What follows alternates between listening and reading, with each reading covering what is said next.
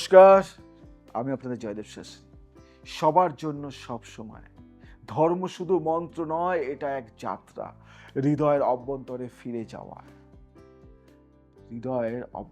ফিরে যাওয়া। ধর্ম নিয়ে জয়দেব শাস্ত্রী অনেক অনেক কিছু বলে। আজকে আমার ধর্মসভার কিছু অনুষ্ঠান হয় এবং সেই ধর্মসভায় বহু লোক আসে এবং আপনাদের সবাইকে সাদর আমন্ত্রণ। আমি ডেট আপনাদেরকে বলে দেব। আজকে কিছু কথা বলবো আমি আমাদের সনাতন ধর্ম। আমি একজন সনাতন ধর্মের প্রচারক। সনাতন ধর্ম নিয়ে আমি অনেক কথা বলি। তো আজকে কিছু জিনিস বলবো, সেগুলি যদি ভালো লাগে তাহলে শেয়ার করো।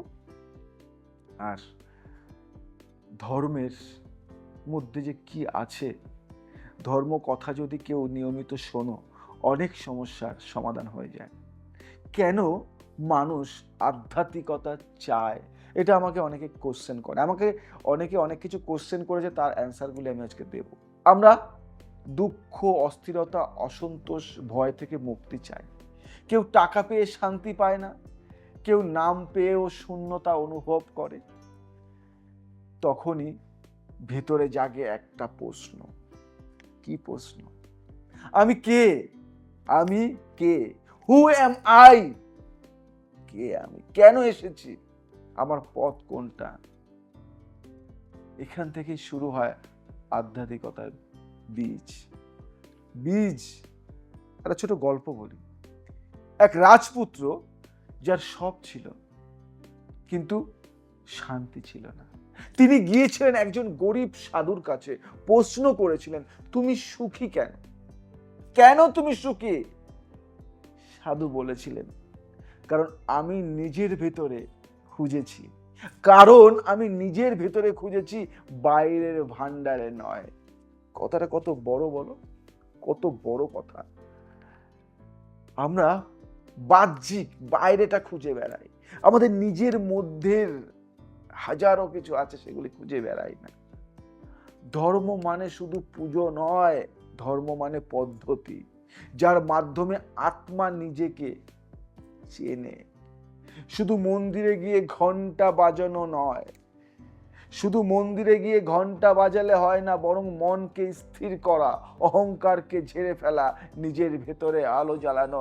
আমি পায়ে হেঁটে, কাঁধে বাঁক নিয়ে, 50 কেজির বাঁক নিয়ে হাঁটতে হাঁটতে চলে গেলাম, কিন্তু রাস্তায় গিয়ে আমি মদ পান করলাম, আমি শুকনো কিছু খেলাম, তাহলে হবে? শিব মহাদেব কেবল গুহবাসী নন, তিনি অহংহীনতার প্রতীক। তাই তিনি কণ্ঠে বিষ রাখেন, কারণ সংসারে শান্তি রাখার জন্য ত্যাগ দরকার। হতে পারবে শিব? না, পারবে না। নিজে কষ্ট সহ্য করে অন্যকে আনন্দ দিতে পারবে? পারবে না। আধ্যাত্মিকতা মানে বিচ্ছিন্নতা নয়। কি আধ্যাত্মিকতা মানে? অনেকে ভাবেন আধ্যাত্মিক হতে গেলে সংসার ছাড়তে হয়। এটা ভুল। আমি ছেড়েছি সংসার, ছাড়িনি। সংসারে থেকে আধ্যাত্মিকতার চরম পর্যায়ে রয়েছি। আসল সাধনা হয় সংসারে থেকে, এটা শুনে রাখো। আসল সাধনা হয় সংসারে থেকে, যে নিজের সন্তান, পরিবার, কাজ, দায়িত্বের মধ্যে মন শান্ত রাখতে পারে, সেই আসল যোগী। যোগী তুমি সংসারে থেকে যে সাধনা করে, সেটা আসল। এক মহিলা যিনি রান্না করতে করতে মন্ত্র জপ করতেন, এক সাধু এসে বললেন, তুমি সাধু হতে পারো না? তিনি কি বললেন শুনবে? তিনি বললেন, আমি গৃহিণী, কিন্তু আমার চিত্তে ঈশ্বর সদাই বাস করেন। আমি বাসন মাজলেও তাকে ধন্যবাদ দিই। কথাটার মধ্যে গুরুত্বটা খুঁজে বার করতে হবে। আমার এই কথা বারংবার শুনতে হবে। শুনলে এর মধ্যে কিছু জিনিস তোমরা নিজেরাই খুঁজে পাবে। তন্ত্র মন্ত্র নয় ভক্তি আসল শক্তি। এটা কি মানো তোমরা? আমি মানি। আধ্যাত্মিকতার জাদু কোনো মন্ত্রে নয়, ভক্তিতে। জপ মানে কেবল মুখে শব্দ নয়, মন দিয়ে ডাকলে ঈশ্বর শোনে। কালী দুর্গা বিষ্ণু, কালী দুর্গা বিষ্ণু তারা নামের বাহন নয়, তারা চেতনার রূপ। আমার কথাগুলি শুনতে একটু অন্যরকম, কিন্তু বুঝবে। শুনবে? মীরাবাই শুধু নাম জপ করেই কৃষ্ণকে পেয়েছিলেন। মীরাবাই শুধু নাম জপ করেই কৃষ্ণকে পেয়েছিলেন। তারপরও সমাজ তাকে ছুঁড়ে ফেলেছিল, কিন্তু তার ভক্তি তাকে ঈশ্বরের রাজ্যে পৌঁছে দিয়েছিল। সমাজ তোমাকে চিনবে না, কিন্তু ঈশ্বর তোমাকে চিনবে। ঈশ্বরের ভক্তি করো, সব কিছু ছেড়ে ঈশ্বরকে ডাকো, ঈশ্বরই তোমাকে দেবে সবকিছু।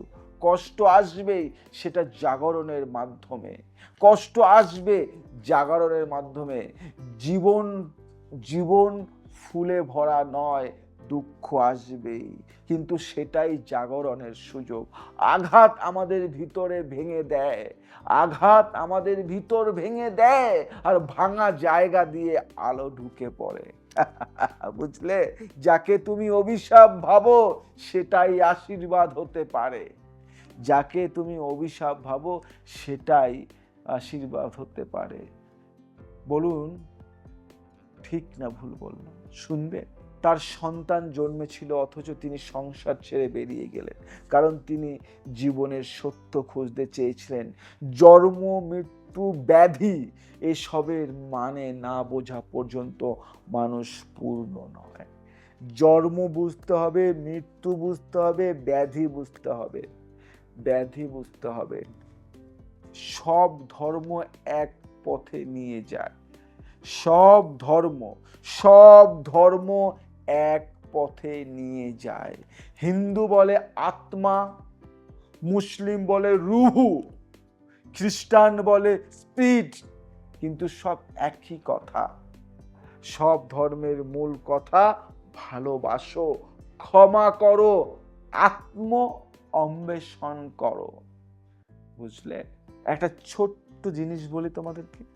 সব নদী গিয়ে পড়ে সমুদ্রে, যেমন সব ধর্ম এসে মিলিত হয় ভালোবাসা আর ঈশ্বরের সত্যে, সেরকম সব ধর্ম এসে মিলিত হয় ভালোবাসা ঈশ্বরের সত্য।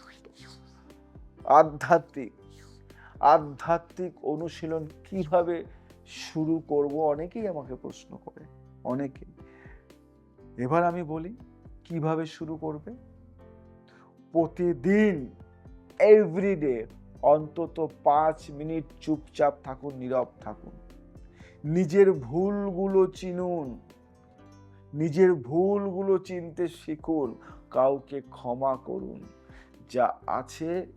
যা আছে তার জন্য কৃতজ্ঞতা জানান। একটা মন্ত্র বা প্রার্থনা বেছে নিয়ে চুপ করে জপ করুন। একটা মন্ত্র শেখান, ওম শান্তি শান্তি শান্তি, আর কিচ্ছু না। প্রথমে শরীরে শান্তি, তারপর মনে, শেষে আত্মায় 3 বার ওম শান্তি শান্তি শান্তি, আর কিচ্ছু না। শেষে আত্মায়। প্রেম পরমই ধর্ম, প্রেমই পরম ধর্ম। ঈশ্বরের সবচেয়ে বড় ভাষা হচ্ছে কি জানো? ভালোবাসা। ঈশ্বরের সবচেয়ে বড় ভাষা হচ্ছে ভালোবাসা। আধ্যাত্মিক মানে সব ধর্ম, জাত, বিভেদ ছেড়ে সবার মধ্যে ঈশ্বর খোঁজা। আপনি গরিবকে দেখলে অবহেলা না করে যদি তার চোখে ঈশ্বর দেখেন, সেটাই পূজা। এক সাধু বললেন, যদি ঈশ্বরকে খুঁজতে মন্দিরে যাও, কিন্তু পথের একজন ক্ষুধার্তকে উপেক্ষা করো, তাহলে তুমি ঈশ্বরকে পাবে না। কারণ ঈশ্বর বাস করেন হৃদয়ে, শুধু মূর্তিতে নয়। ঈশ্বর বাস করে শুধু হৃদয়ে, মূর্তিতে। বুঝতে পারলে? একটা কথা বলবো, শেষে একটা মেসেজ তোমাকে দিতে চাই, তোমাদেরকে দিতে চাই। আপনি কে, কি করেন, কত পুজো করেন, তাতে কিছু যায় আসে না। যদি আপনার মন সৎ হয়, অন্যের প্রতি ভালোবাসা থাকে, আপনি প্রতিদিন নিজেকে চিনতে চান, তবেই আপনি একজন আধ্যাত্মিক মানুষ, তবেই আপনি সৃষ্টির পথে হাঁটছেন। বুঝলেন? আমি জয়দেব শাস্ত্রী একটা কথা বলি, আপনি তো পুজো করেন না, পুজো করলে যদি বিশাল ফল হয়, কিন্তু অন্তরে যদি পাপ থাকে তাহলে কি? আপনি দেখেছেন একজন ব্রাহ্মণ যে পুজো করে, একজন ব্রাহ্মণ যে পুজো করে, তার ঘরে সর্ব সুখ থাকে না সর্ব কষ্ট থাকে? দেখে আমায় বলবে। আপনার পাড়ায় দেখুন যে ব্রাহ্মণটি দিন রাত কষ্ট করে পুজো করছে এবং সেই পূজার কিছু উপার্জন করে নিয়ে আসে, সেই উপার্জন করে নিয়ে আসা অর্থ দিয়ে ঠিক মতো তার সংসারও চলে না, কিন্তু সে পুজো করছে, মাকে ডাকছে, মায়ের নাম। এবার বলবেন তাহলে কেন পুজো করে সাধারণ মানুষ? তাহলে তো কেউ পুজো করবে না। না, তাই না। পুজো আমরা করি, কিন্তু সেখানে পুজো মধ্যে কি থাকে সেটা তোমাকে জানতে হবে। তুমি পুজো করছো ঠিকই, সাত্ত্বিকভাবে পুজো করছো, কিন্তু তোমার মনে রয়েছে আমি এই পুজোটা সেরে কখন আর একটা বাড়ি পুজো করতে যাব, আর একটা বাড়ি পুজো করতে গেলে তো তখন ওখান থেকে কিছু পাবো, এখান থেকে কিছু পাবো, ওখান থেকে কিছু পাবো। পুজো শেষ হচ্ছে না, সব জায়গায় যেন একটা ফাঁকি ফাঁকি ফাঁকি। পুজো অন্তর থেকে আসে, ভক্তি অন্তর থেকে আসে। শ্রী ঠাকুর রামকৃষ্ণ কিচ্ছু ছিল না, কিন্তু অন্তরে শান্তি ছিল, দেবতা। সে পুজো করত সেইভাবে নিজের মতো করে। মন্ত্রতন্ত্র জানি না মা, জানি শুধু তোকে ডাকতে। ব্যাপারটা এটাই, শুধু ডাকতো মাকে মন ভরে আকুল ভাবে, ডাকলে মা সাড়া দেবে। পুজো সারা দিন যদি মন্ত্র উচ্চারণ করে পুজো করি চিল্লে চিল্লে, সেই পুজো পুজো নয়। পুজো অন্তরের ভক্তি শ্রদ্ধা ভালোবাসা দিয়ে যদি আমি পুজো করি, তাহলে পুজো করতে গেলে না ব্রাহ্মণের দরকার, না কারো দরকার, শুধু সাধারণ মানুষ, একটা মানুষ যদি মন ভরে অন্তর দিয়ে ডাকো, তাহলেই পুজো হবে। আমি কাউকে ছোট করছি না, সবাই সমান। আমি বলি সবাই সমান। আমি মানি না কোনো জাত পাত, আমি মানি শুধু একটাই সত্য, সেটা হলো মানুষ সত্য। আমি মানুষ, তুমিও মানুষ। তুমি ক্ষত্রিয়, তুমি ব্রাহ্মণ, আর তুমি শূদ্র, জানি না। আমি জানি তুমি মানুষ, তুমি মেথর, তুমি মুচি, তুমি ধোপা, যাই হও না কেন, তুমি মানুষ। তোমার অধিকার আছে পুজো করার, তোমার অধিকার আছে মাকে সেবা করার, তোমার অধিকার আছে মন্দিরে মাকে সাজানো, তোমার অধিকার আছে মাকে স্নান করানো, অধিকার আছে মায়ের বস্ত্র পরানো, তোমার অধিকার আছে মাকে খাওয়ানো, তোমার অধিকার আছে মন্দির পরিষ্কার করা, তোমার অধিকার আছে মাকে রান্না করে খাওয়ানো, তোমার অধিকার আছে মাকে সাজানো। সব না, তুই মন্দিরে ছুতে পারবি না, তুই এই নয়, তুই ওই নয়, না, সবই এক, সবই এক। আমরা নিজেদের স্বার্থে, নিজেদের জন্য আমরা কি করেছি? ভাগ করেছি, ডিভাইডেড করে দিয়েছি সবকিছু। না, কখনো না। একটাই সত্য, আমি মানুষ, তুমি মানুষ। ও পশু জঙ্গলে থাকে, পশুও যদি মন্দিরের সামনে গিয়ে বসে পুজো করে, তারও অধিকার আছে পুজো করার। এটাই বলি, ভক্তি ভরে ডাকলে সবাই সাড়া দেয়। মা কি শুধু আমার? মা কি শুধু আমার? এই জগৎ তার সৃষ্টি, এই জগতে যা কিছু আছে সবই তার সন্তান, সবার অধিকার আছে মায়ের উপর, সবার। মা এই জগৎ যদি সৃষ্টি করে থাকে, তাহলে এই জগতের প্রত্যেকটা জিনিসের উপর অধিকার আছে মায়ের, এবং এই জগতের প্রত্যেকটা জিনিস মায়ের উপর অধিকার আছে। তাই ধর্মকে চিনতে গেলে নিজেকে চিনতে হবে, নিজেকে জানতে হবে, নিজেকে চেঞ্জ করতে হবে, নিজেকে পাল্টাতে হবে, নিজেকে শুদ্ধ করতে হবে। নিজেকে শুদ্ধ করতে হবে কি করে? নাম, জপ, ধ্যান, মেডিটেশন, যোগা, ঈশ্বরের নাম। তাই তোমরা যারা মনে করছো আমার ধর্মসভায় যোগ দেবে, আমার ধর্মসভায় যোগ দিতে গেলে কোনো অর্থের প্রয়োজন হয় না, শুধু একটা শুদ্ধ মন আর ভালোবাসা থাকলে, ভালোবাসতে পারলে, ধৈর্য থাকলে আসবে আমার ধর্মসভায়। ডেট, তারিখ নিচে দেওয়া আছে, জেনে নিন।